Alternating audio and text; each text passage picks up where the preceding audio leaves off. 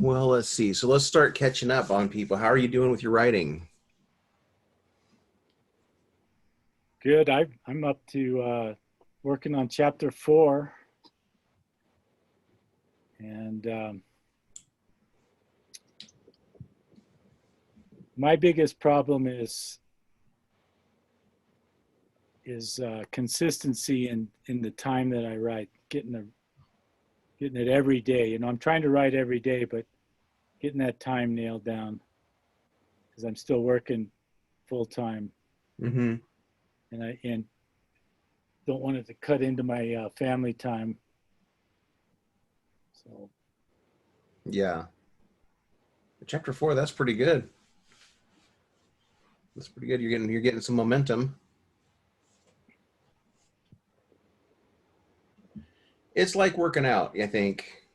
Very, very analogous to working out. You decide, um, I desperately want to write at least 3 times a week, so I'm going to plan to do it 5 times a week. And then if I have 2 mistakes, I'm still on pace.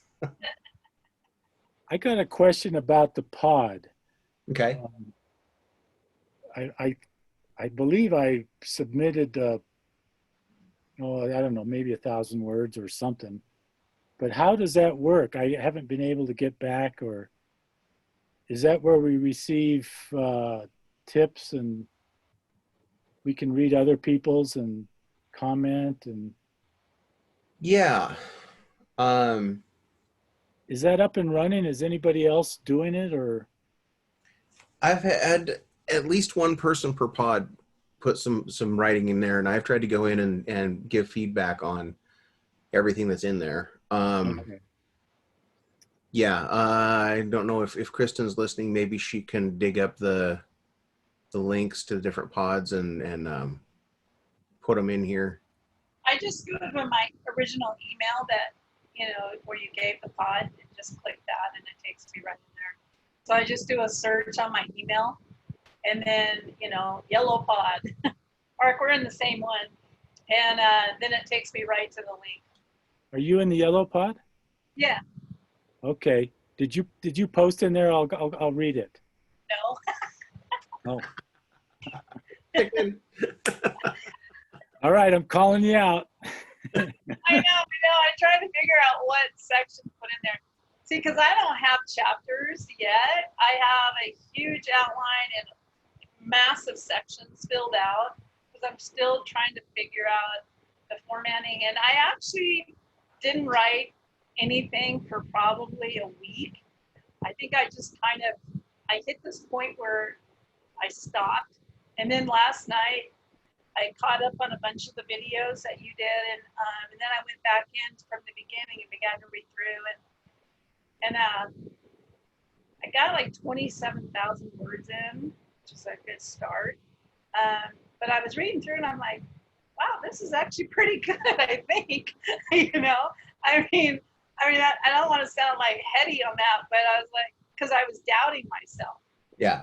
Like, oh man, I don't know about this. And I just started questioning it, and because what I'm writing is really going to stir up a hornet nest of family stuff, and because I'm talking to about some very personal things, family secrets, and so I think I know, and I'm doing it in the most honorable way I can, but I'm speaking truth, and so I do know that I'm going to stir up some things with family members that we just don't talk about those things, but it needs to be talked about. And so I clearly feel that from the Lord. So going through it last night, I was just kind of reading through.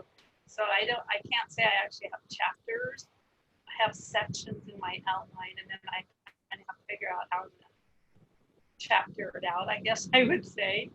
It's a personal memoir, but it also, it's about sexual trauma. And so I also have some things in there, some writings from some, good godly Christian therapists, on how to minister to somebody in those broken places. So my hope is that this will bring healing to those who've experienced it, and also to those who are the healers to understand how to walk somebody through recovery. So it's a heavy book. but it's also filled with Jesus. I mean, the encounters I have with Jesus in my recovery is profound. And so that's my hope too, is that people will see how real Jesus is and how personal he is in the darkest times of our life. So that's, yeah.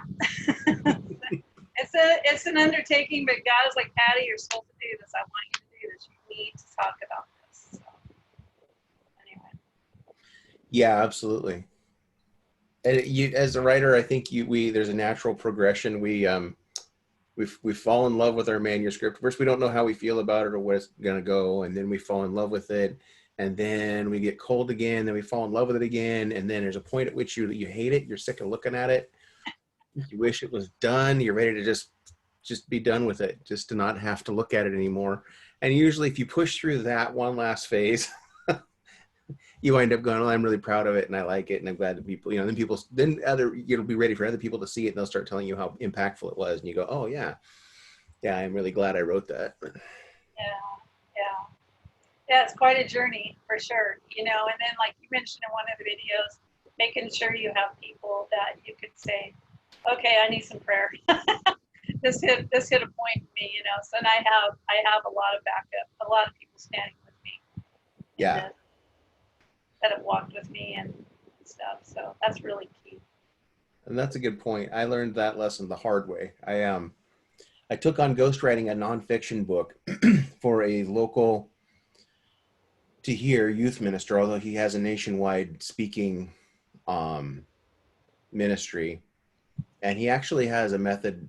He actually has a for-profit business and a nonprofit business, and he is able to do a really good job of switching back and forth between them, so much that he is able to get into schools with some of his message and get a reputation and develop a relationship with the students and stuff, and then rent a facility and have a different event for his other side of his business, and and actually do an altar call at the end of it and everything. And it's been a really great strategy for him to be able to reach people. But he's a youth evangelist and motivational speaker, and worked with him for a number of years, just a couple of years actually. But during that time, I wound up taking on this book project for him. And he said the thing that nobody's talking about now, that within the next 10 years, it's going to break and everybody's going to be talking about it, is the molestation and the pedophile rings, and all of this stuff is going to just break on the scene, and everyone's going to be talking about it. And he was 100% right. He usually was a little ahead of time. Very prophetically gifted person. But so he and I started writing this book geared towards helping parents protect their children. But it's another world, a world we don't think about, a world we don't engage in. And so to try and wrap your mind around. So I started working at it in the time I had to throw at it, usually late at night, and in researching. And I put in well over 1,000 hours just in research and digging up everything I possibly could on this thing. And just trying to compile it all and stuff. And the first time I sat down with him for hey, let's do a check-in. Where are we at in this project? He said, I read this and I just want to take a shower afterwards. It's just, it's so horrifying, realistically, I'm thinking, man, I never should have taken that project on without building a prayer team first. Having a group of people to keep me from getting distracted or rabbit trail, keep me highly focused, get that outline. That's one of the reasons Krista Dunk is always talking about it.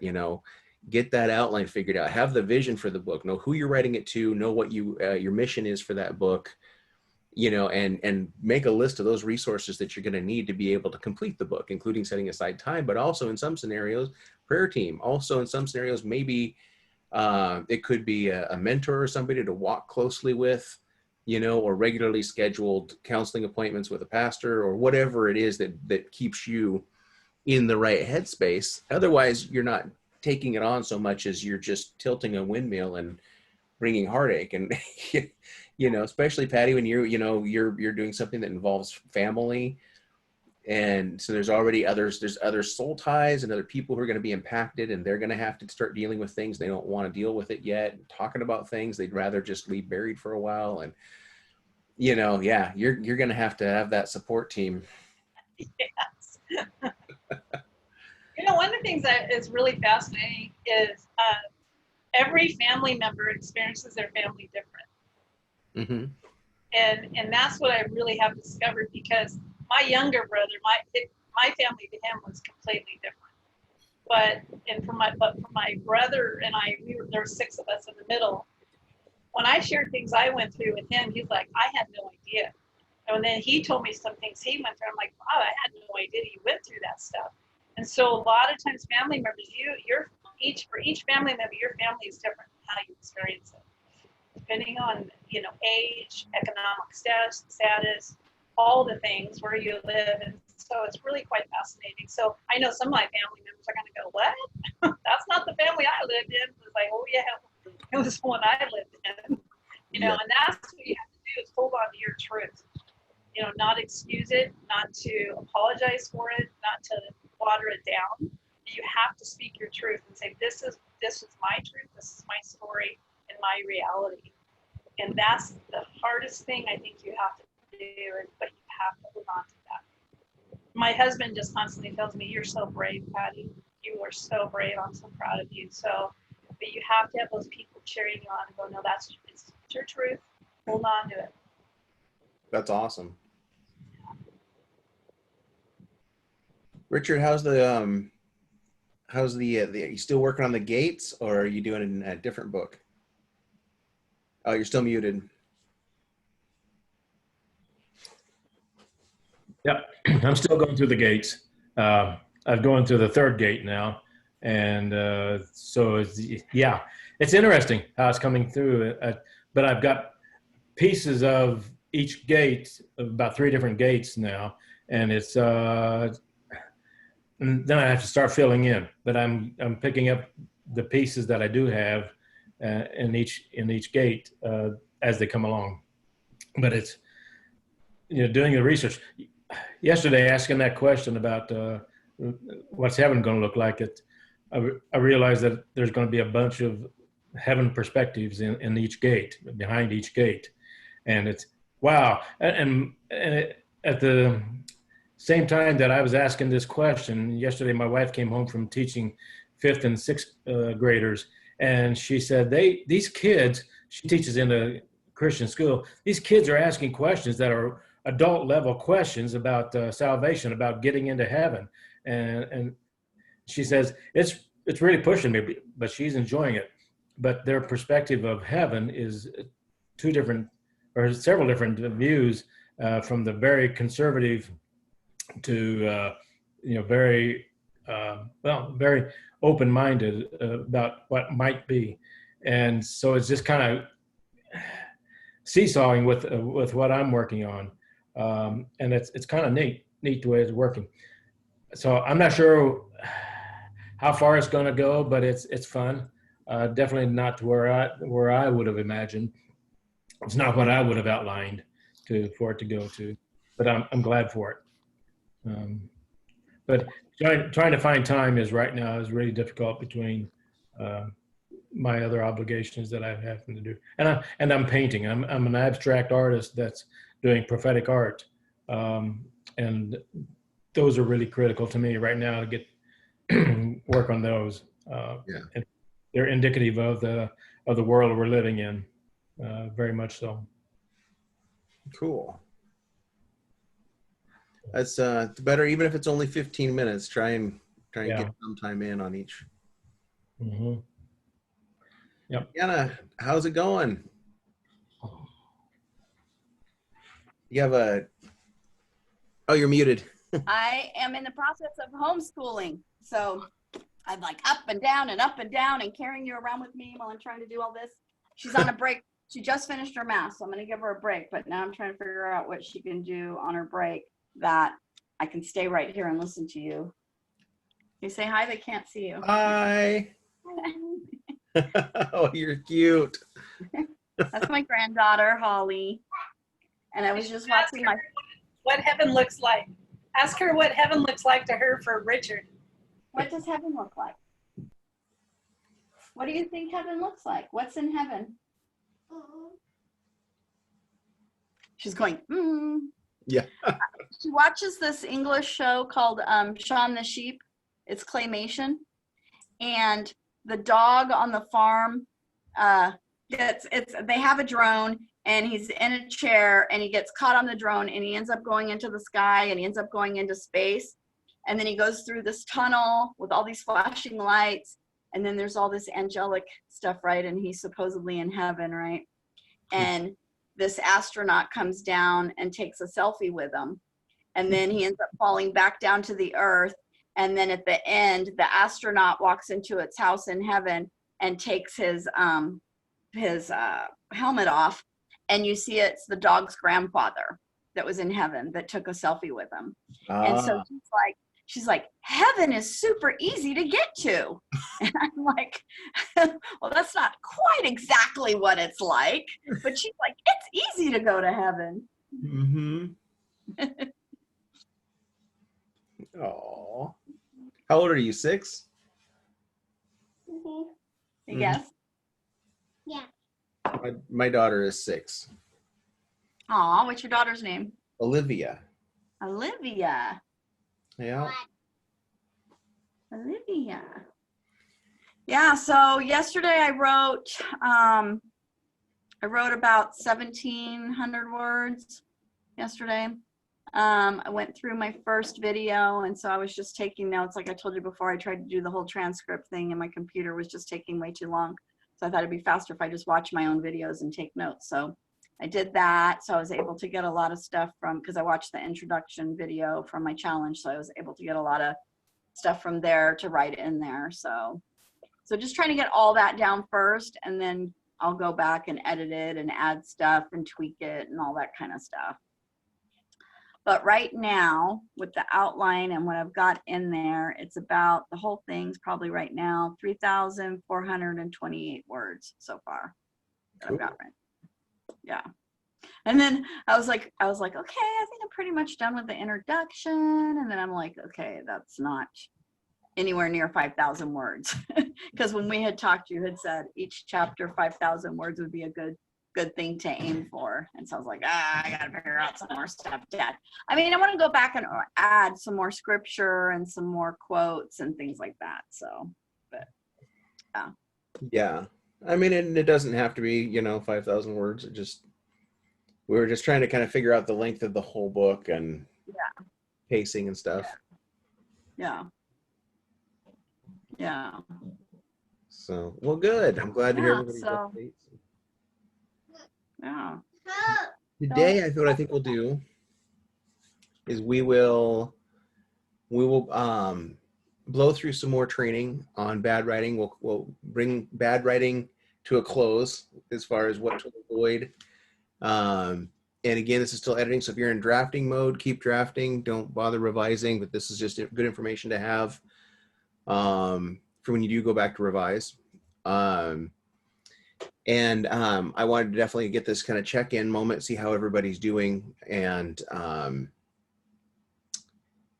we can do a little bit more at the end. So we'll go through the training, and then if anybody has any specific questions, let's knock those out and make sure everybody's on track, because I know this weekend might be a good opportunity for some people to write. If you're like me, I do less writing on the weekends. I wind up with just my real world obligations and my family obligations crowd in, but I will see if I can get the order right on this. I never can seem to, but I will somehow. As far as sharing my screen. While I do this, let's talk about next week a little bit. I'm going to have at least one guest presenter. I'm going to twist Krista's arm. She's not on, so I can't twist her arm directly, but I'll call her after this or text her. I'm going to see if we can get Krista to do another presentation, because I love when she presents about things. She'll do that at a random time that works best for her schedule. And I'm trying really hard to build to get a friend of mine who's been doing cover design. She came from the writing world, which is what I love about it. She went to cover art from being a novelist, and she still writes her own books. And I think that's a different approach than somebody who comes at cover art from the graphic design world. And so I want to get her to come on, and I'm not sure when that'll be, but it'll be a bonus training. So I'll still do 3 trainings next week. I built them. There's 3 times 10 a.m. Monday, Wednesday, Friday, just like this week. And they're already, the events are built, so you can opt into them. And if anybody wants to get a hot seat, we'll just send me an email at that help.tailscribe@gmail.com, and put in if you want to make sure that it's scheduled and you're going to have one. If we have some hot seat time, like at the end of the day, then we will fit that in. Whoever, you can just informally ask me a question. But if you want to know, I have an appointment Wednesday at 10:30. They're doing my hot seat, or whatever. Just email me about it.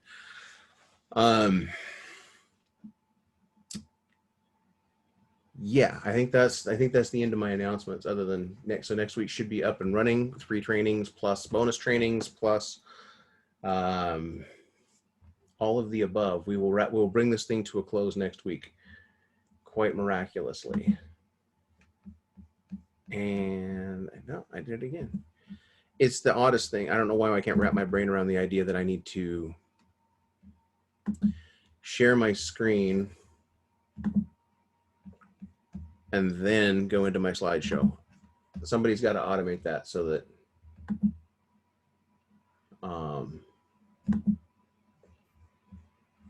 I can hit one button and it does both. All right, so welcome to the end of week 2 with Andy Bunch and Krista Dunk, session 5, bad writing part 3.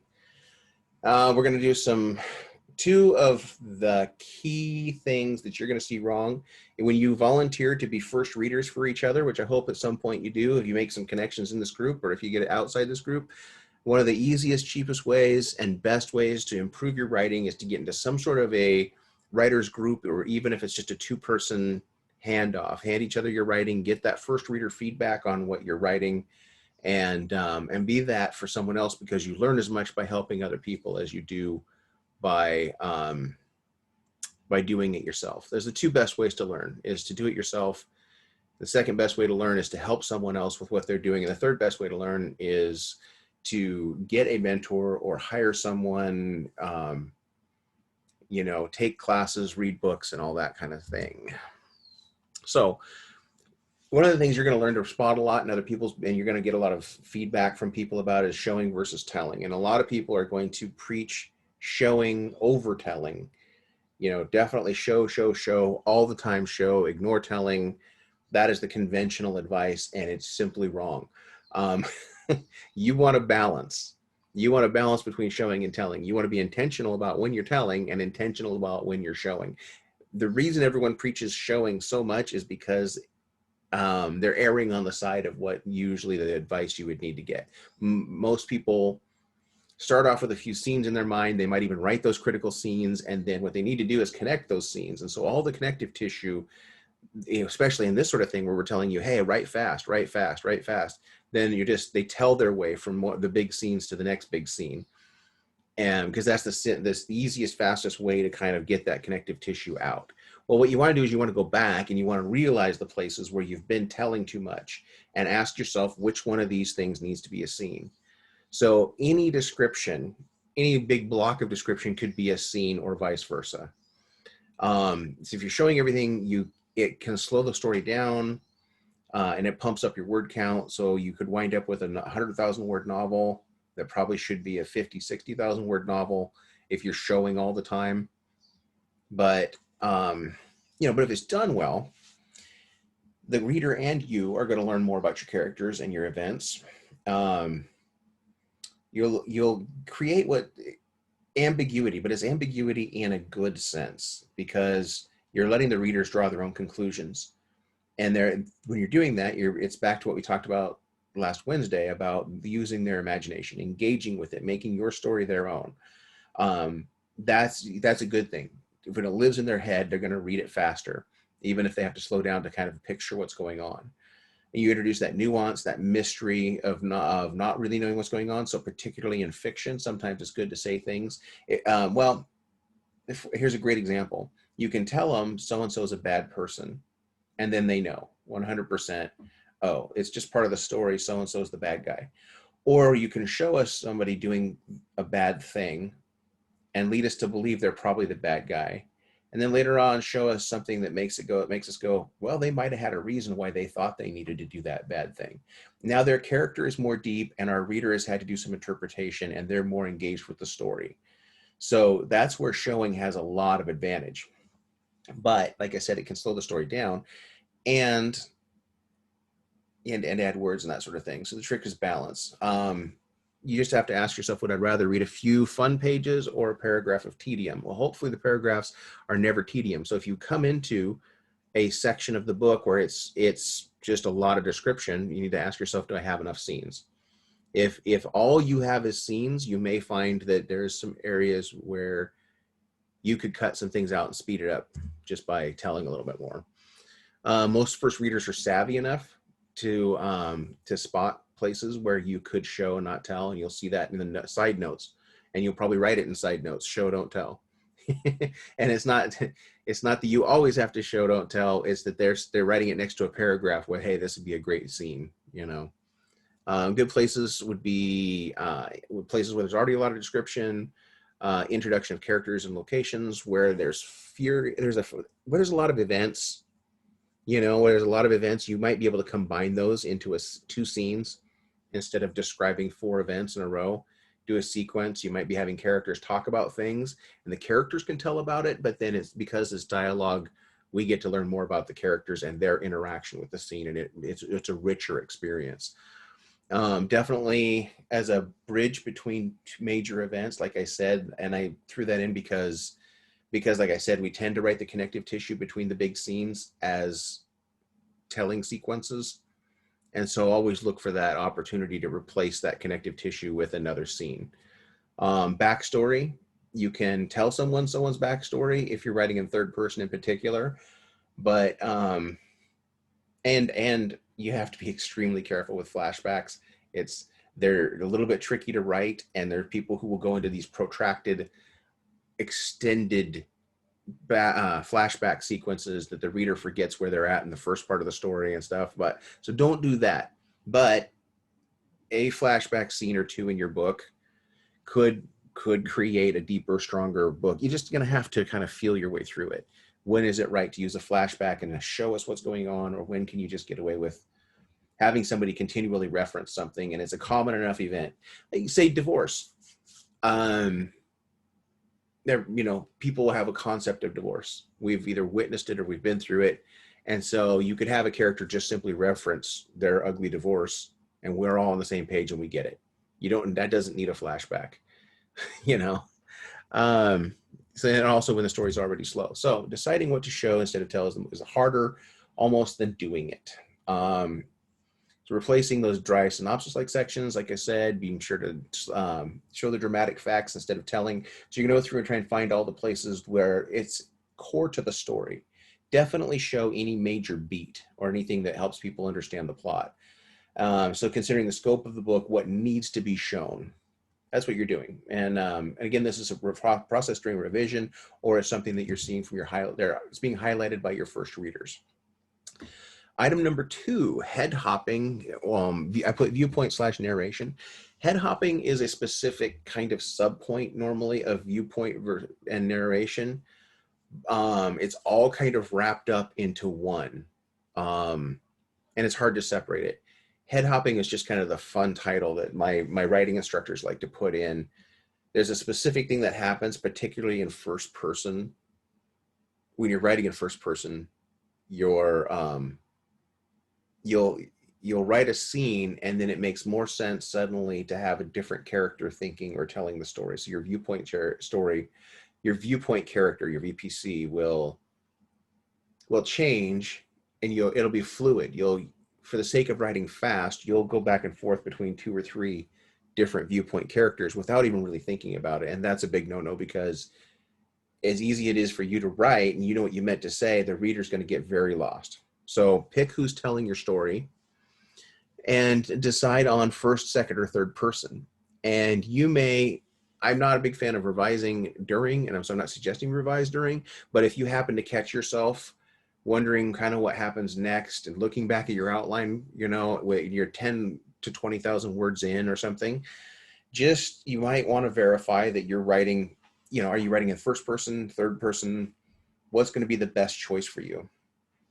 One typically comes naturally, and you might get a ways into the story and realize you should be writing in another one. And that's just it's sad, but you have to bite the bullet and just rewrite it eventually. You don't have to rewrite it right now. Keep going, get your manuscript finished, make sure that that's the choice you want to make, but then do be intentional about writing first person.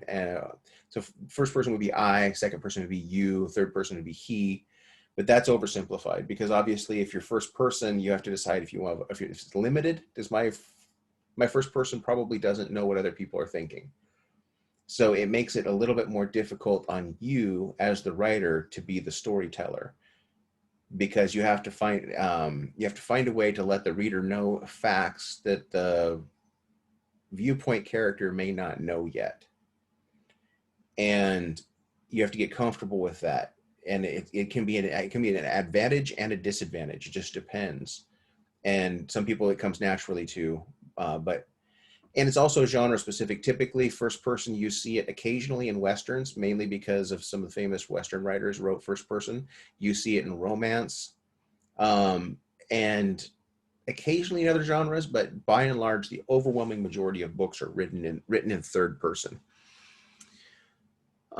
So wait until a scene or a chapter to change who is your viewpoint character. Even in third person, you tend to have a viewpoint character. You have someone you're following. So a little known fact is about Star Wars. We're all fairly familiar with Star Wars. You will notice that at least R2-D2 or C-3PO is in every scene in those first three movies, which are 4, 5, and 6 in chronologically, because they're actually telling the story. We don't see it from their viewpoint. It's not first person, but they are the person that is witnessing the story. And that's done stylistically on purpose, because the Force is this living thing and robots and androids don't have any part in it.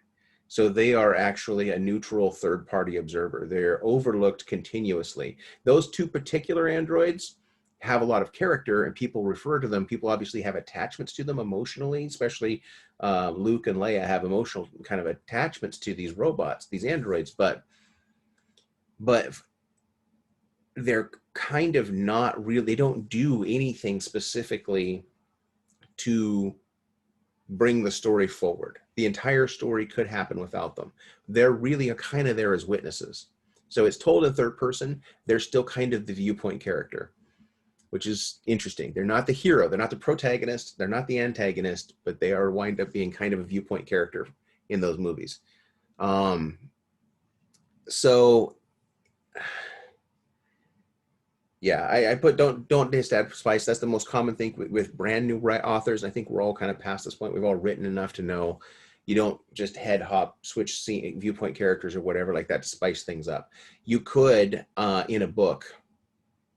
Yes, I'm trying. Jeffrey Archer, I think, wrote Arthurian Legends, and he goes through the entire first book from Merlin's standpoint. Merlin tells you what's going on, and it's all fairly logical and makes sense. And you get some of his anxiety and some of his humanity, and he does all this stuff. When he wrote his second book, it's from Arthur's perspective, and you get then new action, new scenes, new sequences going on, but you get to see Arthur's view of Merlin, and all of a sudden you realize that Merlin is he's like the United States Air Force, and Captain America all rolled into one. He does all these amazing things. You get to see the character from the outside suddenly, and you get a much bigger appreciation for just how epic everything was in the first book. And it's sad that we don't get that viewpoint in the first book, that Jeffrey Archer didn't wind up switching back and forth, at a chapter or in a section or something like that, so that we could get some of Arthur's view of Merlin, because it would have enriched the whole story. But it was really well written books nonetheless. You have to decide if your narrator a narrator in a classic sense obviously is a disembodied voice who's telling the story. Sometimes it's a person who's actually involved in the story, but they narrate. You get privy to their thoughts, and they're having a lot of thoughts and exposition telling them the story. But sometimes you don't get much of that. Sometimes you only get occasionally thoughts. You get a lot of description and action. Just depends on the type of story you're writing. But yeah, it's basically in first person. It's really easy to accidentally have your characters know something, then there's no justification for why they would know that. It's somebody else's thoughts. So there's a way around that. You can kind of speak, you can have them guess at what somebody else is thinking. You can have them say it out loud. You know, one of your characters can say, well, I know what you're thinking, and accuse them of it. You know, there's ways around it to kind of get that out there so the reader's thinking those thoughts. Just don't go into that other person's head and show us what they're thinking, because your viewpoint character can't. Somebody's joining us. Yay. On an iPhone. So yeah, there's advantages and disadvantages of a limited viewpoint character as far as what they know and what they're ignorant to and what they can tell us. The disadvantage is that you can't enter anybody else's head. If you do decide to go first person, limited narrator, omniscient, of course, being that they know everything, and if you have that disembodied narrator telling the story, then they can know everything. And even then you can choose the trustworthiness of that omniscient. You could have somebody the reader's assuming is an omniscient character in the book. They know everything, and they're really not. I'm trying to think of good examples of this. One example would be, well, one example of a potentially omniscient character, even if it's a human being and there's no reason they would know what's inside anybody else's head, if they're technically telling the story, you know, maybe you do an introduction and said, when I was 5, blah, blah, blah, blah, blah, and you understand, oh, all of this happened in the past. So the voice telling it to us is an adult voice who knows the entire story and what happened. And they're just telling us the story and describing the scenes. So they do know what's going on, as opposed to that true first-person experience where, and I'll take some questions at the end because I know this is confusing, not presenting it well, but yeah. So I, in my books, have what appears to be a third-person omniscient narrator. They don't directly address, I'm talking my fantasy novel, doesn't directly address the audience or the reader. I don't break the fourth wall, but the story is being told, and it's actually a little bit limited. When we're in a scene or a sequence where all of the characters in that scene or sequence are kids from a swamp and they only know so much about the real world outside, it gets kind of presented like that's reality, because that's the reality of the characters in that scene. And when we start to introduce worldly characters, these sailors who've gone all the way around the globe, and they have a better perspective of the world around them, then there's a lot more things open up. And so I did get comments from people saying, well, I thought it was this way, and then later on we find out it's that way. And I said, well, you're believing that the narrator is trustworthy, and the narrator doesn't actually know everything. The narrator's limited a little bit to the reality of the people who are being discussed.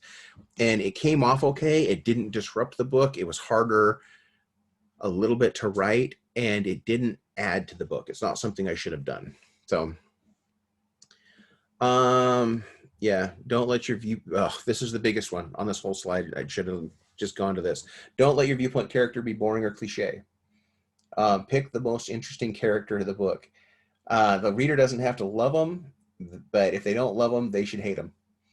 So make your viewpoint character an interesting one. It's not necessarily the person who knows the most about the story either. It's the person who's most interesting to follow. I talked about the unreliable narrator. It's not the same as a first person limited, but it's the same effect. So when your first reader says, I'm confused about whose head we're in, or I kept rereading this part, I thought they already knew that, then try writing the scene differently in a different person. You might want to go back and rewrite certain scenes just to test it out if you're still early enough in the novel that it would save you rewriting later on. Try different viewpoint characters. Try reading the viewpoint characters out loud.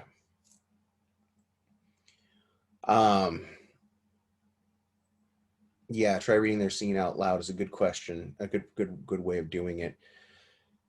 And like I said, a good way around it, if you absolutely have to disclose something and there's no reason your viewpoint character would know that, you could have them guess, you could have them accuse or think about and we could be privy to their thoughts about what they're assuming is going on in someone else's head. Yeah, to head off the problem of the gate, reread the classics and watch how they use the first, second, and third person. Know that first person, it leans you towards over stylized. It automatically does. Think of some of even the greatest books in history.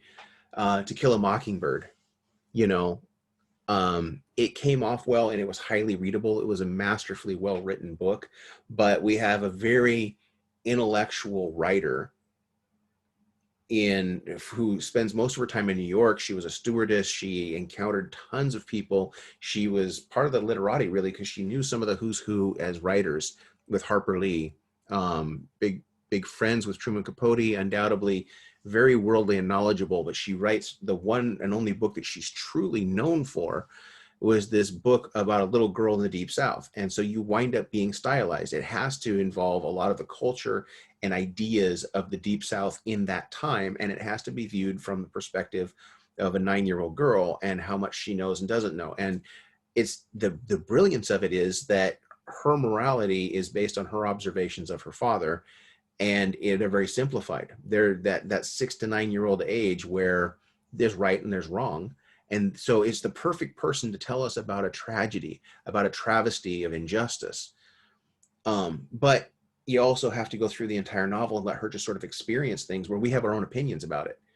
And she's kind of nice because she can be new to them. She can be wet behind the ears to them. But it's also, as a writer, she put a lot of responsibility on herself to communicate that story effectively without having the advantages of just being able to speak adult to adult. So yeah, as I said, pick the most opinionated, unique character whenever you can to be that viewpoint character. And just understand if you're writing first person, you're going to naturally bend towards something more stylized. And it's going to be a little bit harder for you to write and stay in that zone. All right, that is the training I have available for us today. Any questions? Let's get to questions.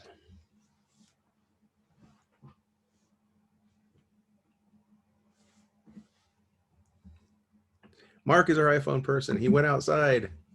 He's on patrol.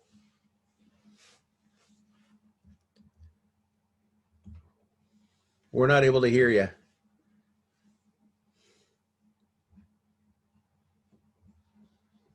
You might have to change your sound to phone, or because you're on your internet.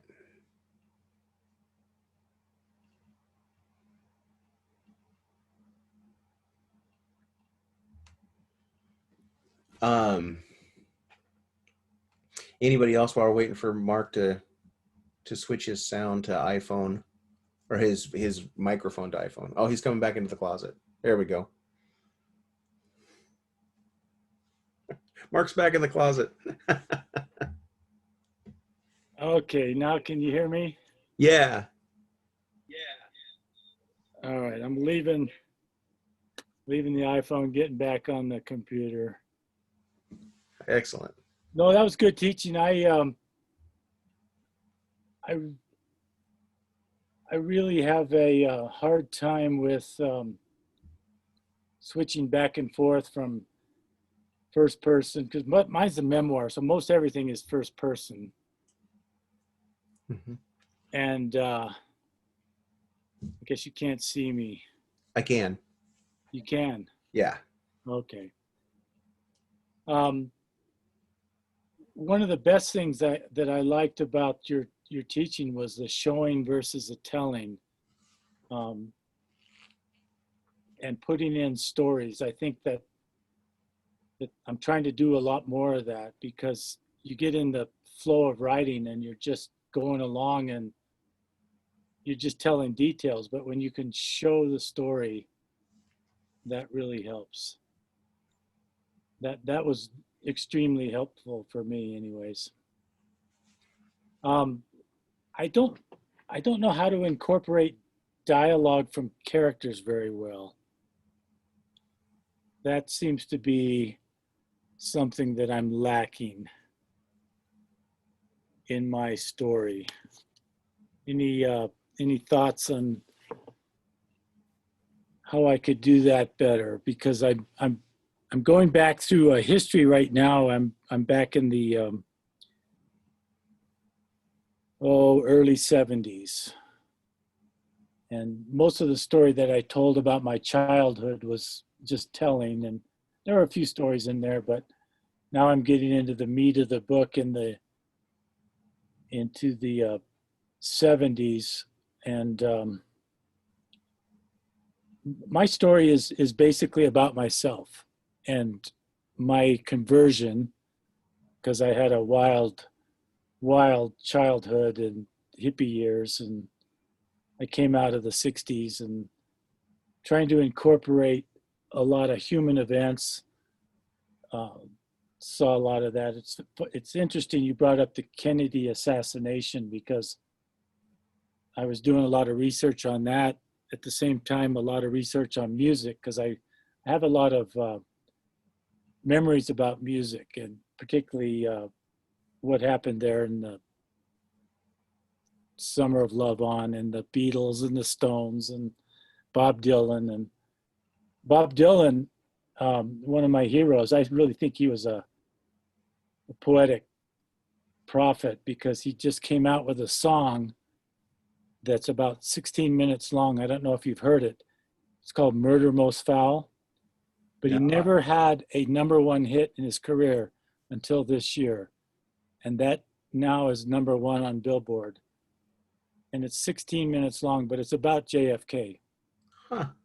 I would highly suggest, if you're into history, listening to that song and listen to, and read the lyrics, because it's pretty good. But using dialogue from characters, how do I incorporate that? It's one of the easiest ways to begin dramatizing a scene, actually, is just to, you're going to have to fictionalize it to a degree, because even though it really happened, you won't recall everything that everybody said, but you're going to have those characters speak and give us the actual scene, the actions they're taking while they're speaking. And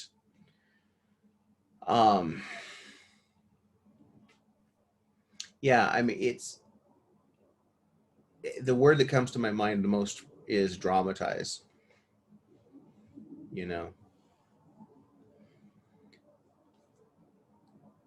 Show us what happened. Let us be a part of that scene that happened. Oh, that's good. I'll just have to practice that and maybe submit it in the pod. Yeah. That's helpful. Dramatizing and having them show the action.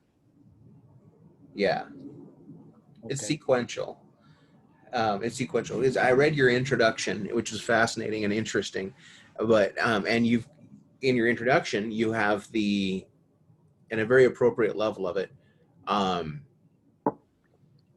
you're giving us a context, and it's very reassuring, because we know you survived it, and you're saying, this is kind of what made me. And so you're telling enough that we realize the context and what you're going to unpack and stuff like that.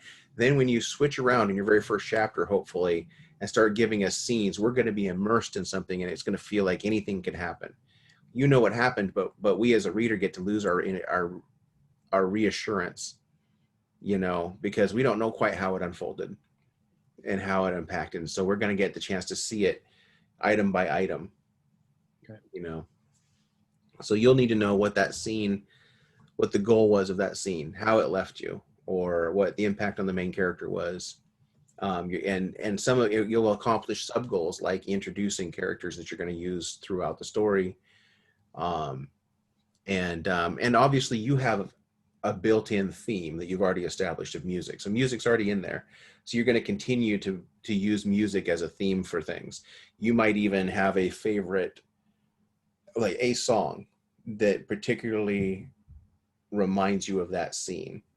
And it can be playing in the background that you mention, It could be the chapter title, or however you want to use it. Continue to introduce that as the theme of your book, and then everybody else who has lived through similar experiences is going to have their own emotional response to that song, which is great because they're going to already be in that scene with you, just by virtue of their own experience with the song and how they remember it and stuff. And so it's going to be fun. They'll automatically be out of their head and into their heart while they're watching you paint this picture with your words of what happened in that, in that thing, that in that blip of time. Good. And then each of those blips of time is going to build the story and move it to the next plot point. So That's it's good. Very, very helpful. good. So is the theme, what ultimately happens in our climax is that you're saved. This is your salvation story, right? Yeah, it's going to be I'm going to lead into it in a very subtle, tricky way to get people hooked into continue reading. But the book is going to be for non-believers, believers too, but particularly for non-believers. It'll be my memoir, but it'll be an evangelistic tool. Okay. There's a huge group of people that I work with and that are my age, and even younger people like my kids that are my children's age, that don't have any idea about what the gospel is, which is good news. And it's more than just a written story. It's factual history that I don't think it's been presented as factual history. It's been more of religion, just another religion, which it isn't. And so, I just think that we're living in an incredible time, and there's going to be this, everyone talks about the Great Awakening. I think it started, and we just, as writers, we have an opportunity to be ready, just like Psalm 45.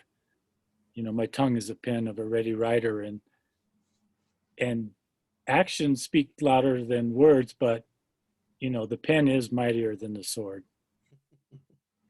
Yeah, and the story bypasses the brain and goes to the heart. Yeah. It's really hard to have an argument about a story because you say, well, this is my story and this is what happened, and they can't. What are they going to say? No, that's not your story. That isn't true. Anyway, I lived through it and you didn't. So That's good. That's excellent. Exactly how I feel. And yeah, I think you've got a great thing going here. The book that came to my mind when you were talking is, I think it's called On the Road. Is the story of the guy who he received an advance from National Geographic to walk across the U.S. He was going to walk from coast to coast, and he had his route all planned out, and he winds up walking across the Deep South first. So his inciting incident is actually his salvation story when he gets tent revival, baptized, and then he's got to kind of, instead of going to church and having that kind of experience, he goes back on the road and walks across the rest of the United States, but he's got to study as he goes. So now he has a Bible in his backpack, and he's having these authentic experiences. He winds up getting married along the way. He meets his wife, and ultimately they get married. He walks the rest of the way to the West Coast and stuff. But so it's kind of the story of his journey. But what makes it an interesting story the rising action, all that stuff is tied to his experiences and how basically it went from an assignment, I've got to walk across the United States, to this fixed my entire life. I now have a spiritual life. I know why I'm here. I now have a wife and relationships. I now have a mission to what I'm doing. It's kind of, he found himself. It's very epic. I'm walking across the United States alone would have been epic, but it winds up being like this journey, like Rocky was on. Like, I have to do this. Nobody else has to go fight in a ring, but for me, this is how I fix things. Or Karate Kid. This is how I reestablish balance and control, and I put myself back on top instead of reacting to things. now I'm back on top of my own life because I am willing to take on this challenge. It winds up being this one thing that I have to do. So that kept coming to mind when you were talking about it, because I'm like, this is a story where your salvation in this can be a very epic thing, but it, you don't even have to preach it, because it can be about your story, about what was happening. It can be your story. This is what's happening. But in this time, in the summer of love, my entire life turned around. And these are the events. I'm really excited to read it now. Well, I hope it took a while. I mean, the Summer of Love was kind of the start. I kept running into Jesus in the strangest of places. And because it wasn't until 1985 that things came together. And sometimes there's a way to handle that too. If you do decide, there's two ways to handle that. You can fictionalize it to an extent in order to make us be able to see the whole journey in the time frame of one book. You can erase years. You can move scenes back and say, take the author's license, basically. That's one way to do it. Another way to do it is, I don't know if you've ever read Swiss Family Robinson, but the author really wanted us to understand that they lived on this island for a long time. And so he includes a chapter that's pretty much telling. He includes some pretty awesome life events, but it's not like he had to step us through every phase of it. So there's just one chapter. He's told us all of this really interesting story about them getting, crashing on the island, building things, exploring the island. And then he kind of just gives us a chapter where these years passed and a few things happened. And then he comes back to tell us the story, or show us the story again at the end, when it picks up and concludes and brings everything full circle. So he does sort of give us that one chapter so that we understand, hey, they were on the island for years.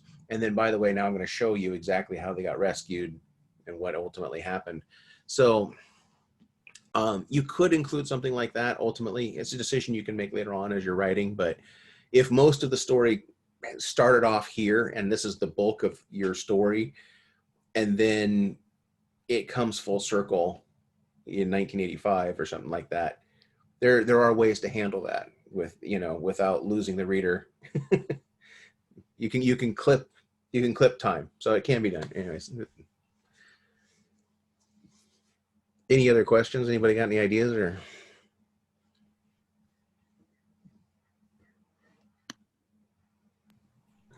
Rich here. I'm rolling through my head here what's going to happen with my three main characters as they go from the real world go through the gates, and so far they've been changing. It's been changing from first person, and then as they enter the gate, it almost becomes a third person situation. But I'm not sure if there's going to be a time where they're going to fall into a totally different character, but yet still the same in a lot of ways. But they're as they go through this step of going through the gate, they take on a different persona and working with each other. But then also whether I can switch back and forth between first person and third person in the middle of as their progression past the gate and so on like that. I'm not sure where it's going to go to on that there. Is that dangerous? I'm a big fan of, as long as you don't lose your reader, you can do it. It'd be interesting to read. I'd have to read it to know if it's working or not. Yeah. There's a big enough divide there. When they're going through the gate, there's your main story arc that's happening of where the girl's going and who's going with her. And as long as that stays consistent first person, I think there's opportunity to go third person for these short stories. These events are happening on the other side of the gate, but I'd have to see how you pull it off. Okay. Yeah. Yeah. All right. I'll try to put some samples. It'd probably be Sunday. I may put some samples in there with Mark's Okay. and our pod 4 and that we're all part of right now. Yeah. I can figure that out how to put that in there. Okay. We'll write some more. Sounds good. Yeah. I've got questions, but I don't know how to word them, you know? Okay. What else what else? Anybody else have any questions? We're at 11:05, and I want to make sure that we respect everybody's time, get them back to writing. But if there's any other questions we can do at this time, let's do them.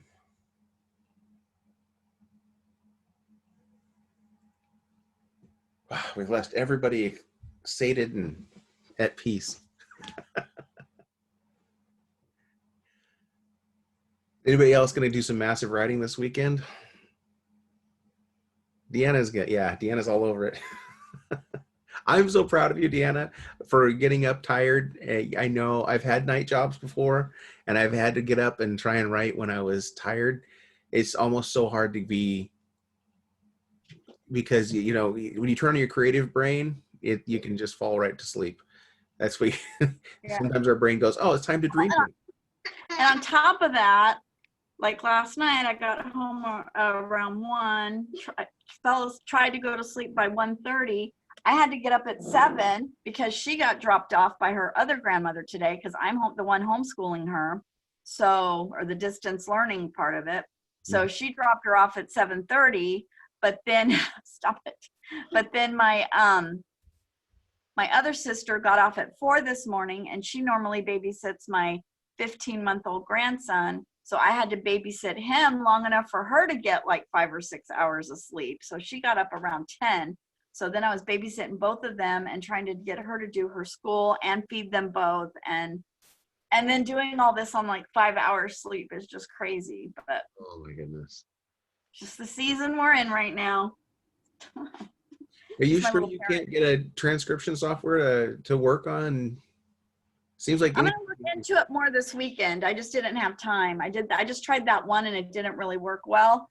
And so this is how I have to do some of my challenge Zoom calls. I get it. But right now I was just thinking, I'm writing in my planner, and I'm like, I put on there every day 1,500 words. That's my plan.